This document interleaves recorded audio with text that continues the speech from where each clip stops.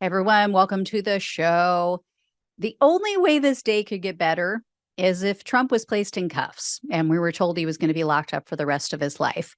I might actually buy a lottery ticket. That's how lucky I'm feeling today. Anyway, the unthinkable dream we've all dreamed has come true. Fox News fired Tucker Carlson and CNN fired Don Lemon. Last week, Fox got rid of election denier Dan Bongino. I don't know if you guys saw that, but the Tucker news is just jaw dropping. Fox is going to take a huge ratings and income hit over this. So I don't know. I mean, all we can do is speculate as to what happened. Fox issued a statement saying, quote, Fox News Media and Tucker Carlson have agreed to part ways. We thank him for his service to the network and as a host and prior to that as a contributor. So Carlson's last show was apparently Friday night of last week, and they didn't tell him. He didn't know until today. So this was definitely last minute, at least for him, because he didn't announce it on his show. He didn't say goodbye to his audience. And the news is that this was completely a surprise, a complete shock to him. And Fox doesn't have anyone scheduled to replace him yet.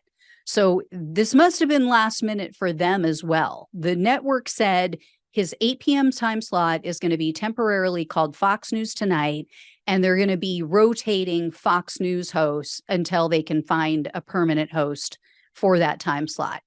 And other Fox employees said that they're stunned, they're shocked. I mean, no one seems to know what happened, when this all was determined.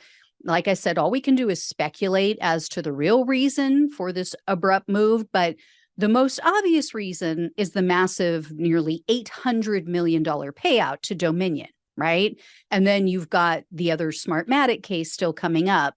If there's one thing billionaires hate more than anything, it's losing a single dime of their beloved money. But there's also been a string of unprovoked random shootings lately. Could have played a part because many people, including myself, blame Fox. And we blame hosts like Tucker Carlson for their white fright propaganda that they push on a nightly basis, right? I mean, there's not a single Fox host that's better at creating fear in their audience like Carlson. He has the largest audience of all of cable news. I mean, he gets over 3 million views a night, reportedly, and they believe he has them completely convinced there is a liberal, brown-skinned or black-skinned commie around every corner, and they're just waiting to take something from them, maybe even their life. I mean, we know a 16-year-old black boy was just shot in the head and the arm for simply ringing the wrong doorbell. And the psycho who pulled that trigger watched Fox News day and night. That's according to his grandson. He was a racist who watched nothing but Fox News. So, maybe Fox wants to avoid a potential class action lawsuit brought by some of the victims of their rabid, bigoted viewers. There's also the burgeoning Ray Epps issue. I shared with you guys that Epps had put Fox and Carlson on notice. He's gearing up for a defamation lawsuit, and he's demanding an on-air retraction and apology from Carlson and from the network. And in a recent interview with 60 Minutes, Epps said that Carlson is, quote, obsessed with him and that he's trying to ruin Epps' life. They pointed out in that interview that Carlson has done more than 20 segments about Epps, 6 of which already took place this year alone. I mean, we're just at the end of April, and he's already done 6 segments on Ray Epps. So that could be a part of Fox's decision. It could also be that Fox has decided finally to move in a different direction with the network. I mean, we can pray, we can dream, maybe they want to get back to real journalism, less conspiracy riddled tabloid bullshit, because Fox shareholders are now reportedly also suing the network. because of their decisions, their very poor decisions around the 2020 election coverage.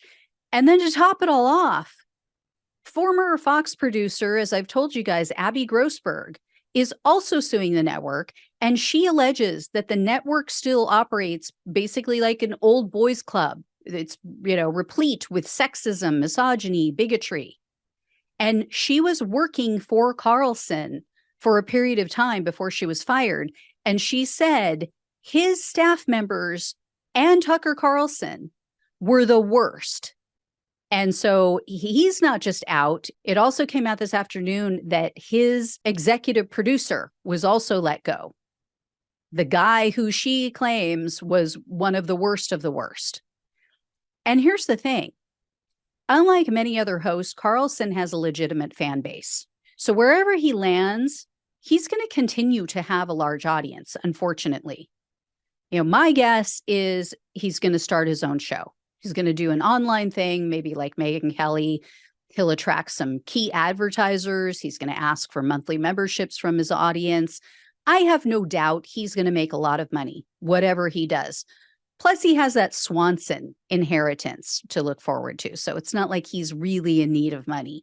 But we can't fool ourselves into thinking that the white fright age of Carlson is over just because he's gone. It's just mutating. But if I was Laura Ingraham, Sean Hannity, Maria Bartiromo, any of those other lying shills over there, I would probably not be feeling like I have job security today. I'm just saying. I mean, none of them bring in the views and the advertisement dollars that Carlson did. And if Fox is willing to let him go, no one is safe.